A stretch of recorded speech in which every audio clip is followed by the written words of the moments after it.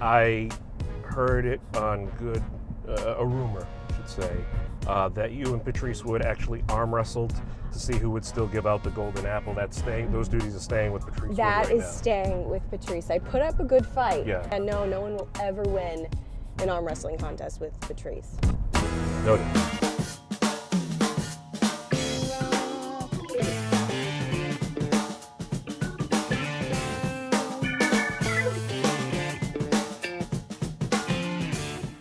Hey, welcome into Carpool and Ben, folks. If you've seen Channel 10, you've seen a young, up-and-coming reporter who has been there for a few years now and just recently assumed the post of the Director of Education Reporting, right? Executive Director, Grand Marshal of... It is that. It is that on paper, but also we like to say I'm the lead investigative reporter for schools in crisis. There you go. Ashley Cullinane, thank you so much. Happy to You be here. are a New Englander natively. Oh, yeah. A Southern New Englander because Yes. You're originally from the Braintree area. Braintree. I am a proud Braintree Public Schools graduate. What's in their South Shore. mascot? The WOMP. The what? The WOMP. It's a very The WOMP? controversial one. People WOMP? WAMP, Wampanoag or Wampatuck. Oh, okay. It's been a while. I can't remember which one. Either way, it's one of the high So schools. it's not that like people an debate. animal, though. No. It's not like feed a no, turtle. It's not like no, that. Native no. American, the whole headdress and everything. Oh, all it right. was, Well, okay. Well, no, you know. they ours is not let to them decide. ours is not to question why. Yes. But good for them over there. So you graduated Yes. from Braintree. Where'd you go to school? I went college, to rather. Suffolk University in Ooh, Boston. wow, I okay. didn't want to be too far from home, but Sure. I wanted to go in the city, and it was the cheapest option. That's how it is. Hey. You know, I got into all the schools I wanted to, but realistically, I came from a lower middle class, not lower family. You know, grew up in Section 8 housing and got to where I am. So, hey, So- I'm very proud and I'm very happy I went to Suffolk.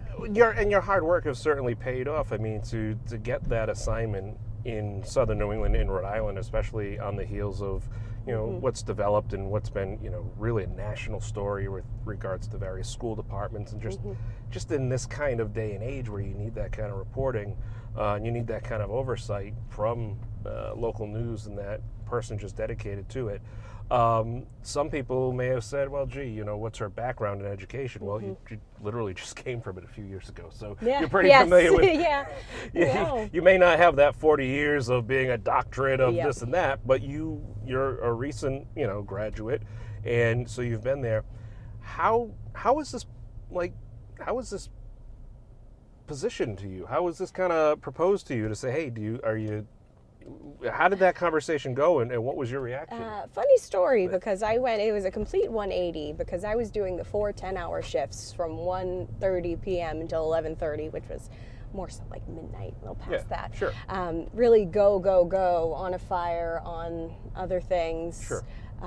And my boss, Scott, said that he thinks I'm somewhat organized. I don't know. And just thought I could be a good fit. I've been at the station only 3 years, but I've put some hard work in there. Yeah. And I try to make good relationships with people, and I like to really dig deeper into stories. I always know there's so much more to tell than just a minute 15 that I was telling on our evening news.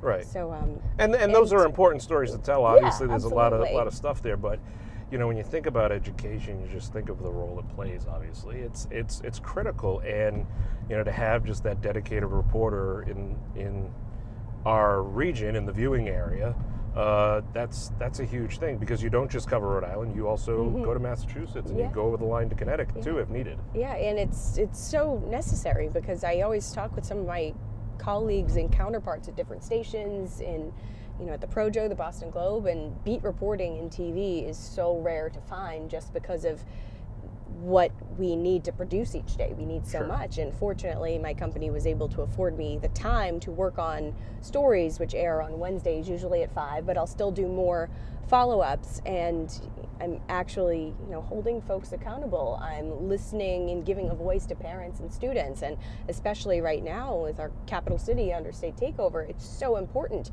to be asking the right questions and not letting things get swept under the rug. Right, and it's not to be disparaging to any other reporter at the station, but it's so much easier when you have that consistent person who's been at all these press conferences, at everything, and it's the same person over and over, so you understand the lineage, you understand the history, you understand kind of the backstory going into it, and that helps you to craft the questions and tell a more complete story, I would think. Oh yeah, absolutely. It's incredible just being able to know different things going into a press conference and having those real conversations, and I feel like it helps build relationships with different school officials and whatnot, because they know, like a lot of, like I said, other counterparts, they know that we are paying attention and we are invested in education, and all we want to do is help facilitate change and get stories out there and be the bug in the ear of people that really need to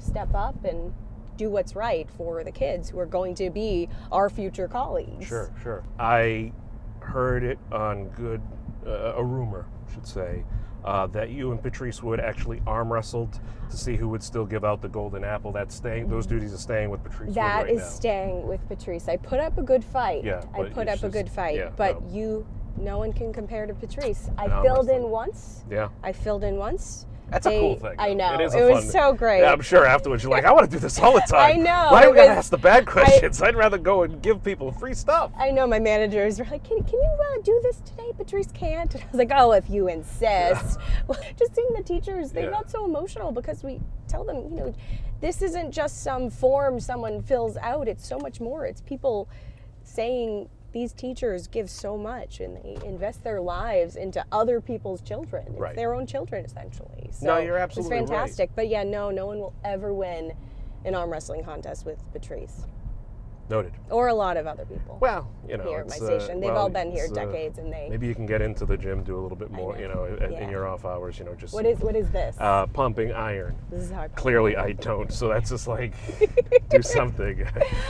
Most people understand that, the Providence market is in, the top 50 markets. A lot of people have to start off in a smaller market or a higher number beforehand. Where did you start beforehand? I always say I was a writer at Channel 7 in Boston. Oh, okay. Absolutely, but my first on-air job was in El Paso, Texas. Okay. Which was right after I graduated college, but I still had a year of writing experience at Boston, which I think is the most important part of my start. But working on the border was fantastic. It was such a unique experience because had I not gotten the job there or been in news, I would never have left Braintree, or at least Boston. Yeah. Born and bred, I cannot leave, but I had to. Yeah. So, I had a tough adjustment. You're living by yourself. It's your first time away from family. Yep. But working on the border, especially during the election season, was eye-opening. Learning about a different culture. I would go to Mexico. I would go to Ciudad Juarez at least once a week to get food, which was delicious and a lot of fun. And it was a different experience. And while that place wasn't necessarily it gets a really bad rap. I think it was in the top most dangerous places for a while, beheadings and all that. But it's gotten better, and El Paso gets a bad rap. People think it's so dangerous because it's by the border, and it was actually a very safe place, at least coming from just my personal experience. Sure. What station were you at when you were there? I was at KFOX and CBS 4 local, a duopoly, so the same ownership. So I was able to transfer up here once I got the opportunity. Cool. Well, shout out to all those people down in El Paso. Yeah.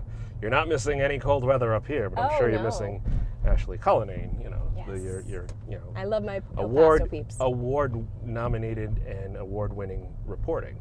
You've won an award, right? Yeah, long time ago though. I don't really want to pay up for the Emmy Award nominations, but we'll see.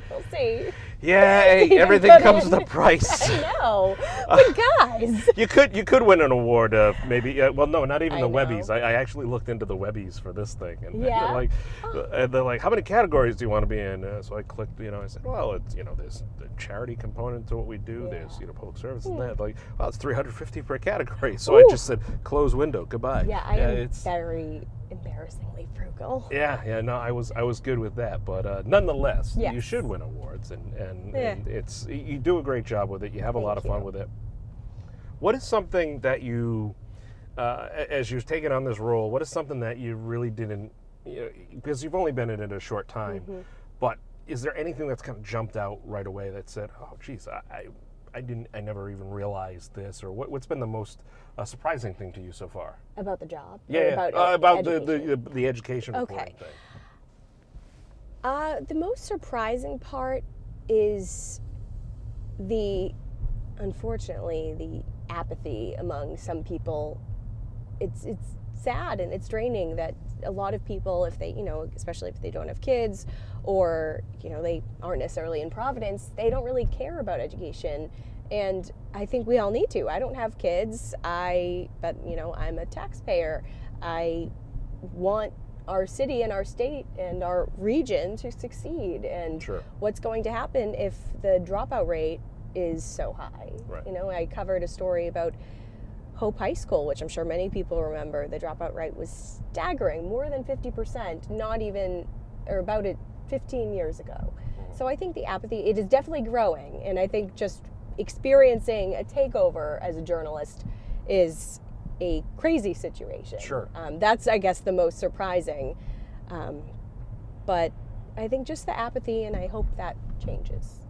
If people are looking to connect with you about their own school department or just anything, what's the best way? I mean, you're all over the social media, obviously, here, but is it through messaging? Is it through email? Is it what is the best way? I think, honestly, you can go to my work page, Ashley Cullinane, NBC10, message my Twitter, anything, because it's all connected to my phone, so I get the notifications. Yep.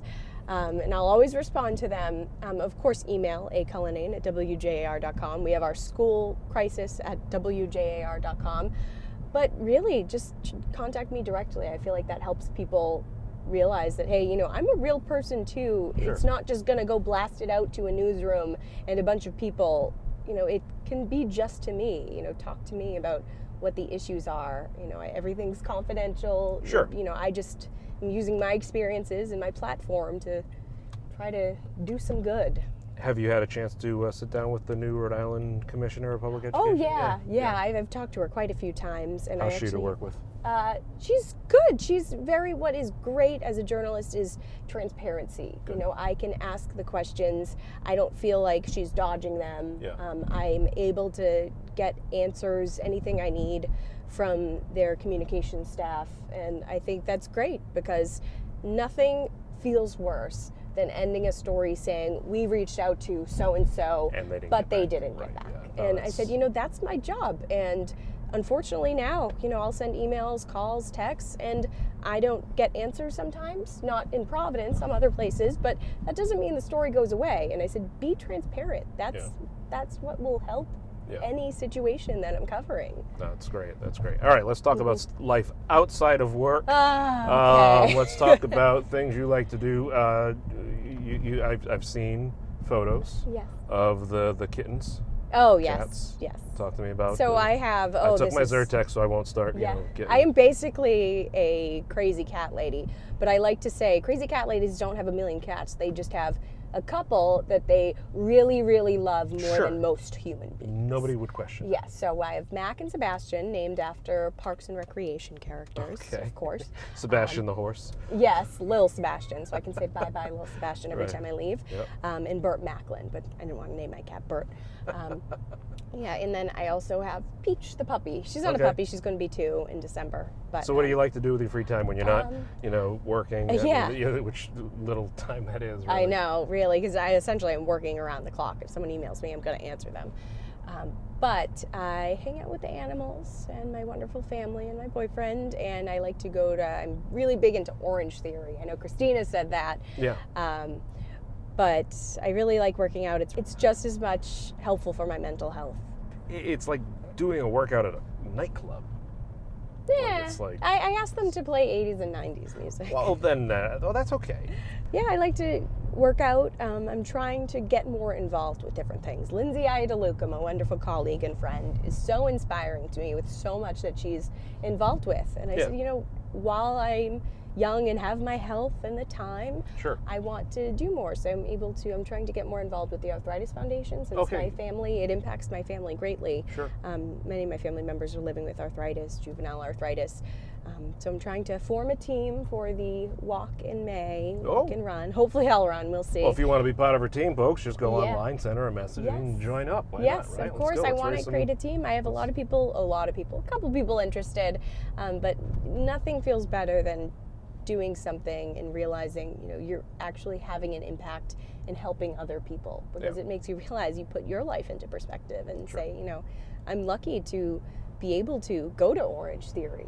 Right. And go to my work every single day and be fine. And the worst thing that happens is, I have tape deadlines or it's cold out, but that's it. Yeah. No, it certainly puts it in perspective for sure. So, well, Ashley, thank you so much for Thank joining you. me in the car. And folks, go follow her online. Follow her on Facebook, Twitter. Are you on the gram? I am on Instagram. She's on the gram, Yes. so get on the gram and most importantly, get active in the whole education scene, because, like you said, this is our future here. So, we only got one shot at it. Yes. I think you Please. put that very well, and wish you all the best on your new post. I will bring you back to the studio so Mr. Scott Isaacs does not get mad at me, sir. I just want to represent. He's Yes.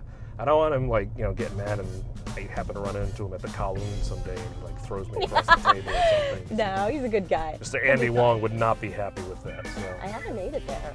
I hear a lot about that place. it's quite the place. I feel like it's a place that you really need an invite to. It's like there's a club, even though I know it's just a restaurant. It's a delicious restaurant. My biggest problem, driving home after. Yeah. Just wanna Mm-hmm. take it Well, back. So let me, it's- yeah. Yeah, you just want to, one Right. day, get a helicopter or something. We should do a carpool. That'd be a long carpool. We are working on that. All right. Great.